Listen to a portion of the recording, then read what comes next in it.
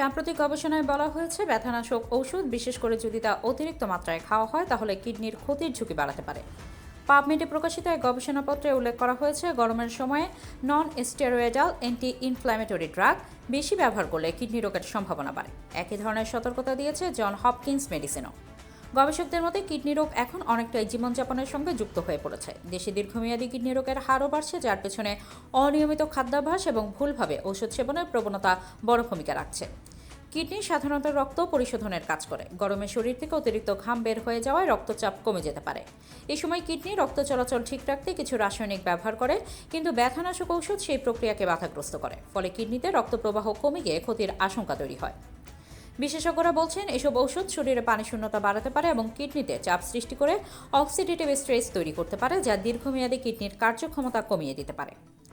ঝুঁকির মধ্যে বেশি রয়েছেন ডায়াবেটিস, উচ্চ রক্তচাপ বা হৃদরোগে আক্রান্ত ব্যক্তিরা। এছাড়া যাদের শরীরে পানি শূন্যতা বা ইলেকট্রোলাইটের ভারসাম্যহীনতা রয়েছে, তাদের ক্ষেত্রেও ব্যথানাশক ঔষধ বেশি খাওয়া বিপজ্জনক হতে পারে।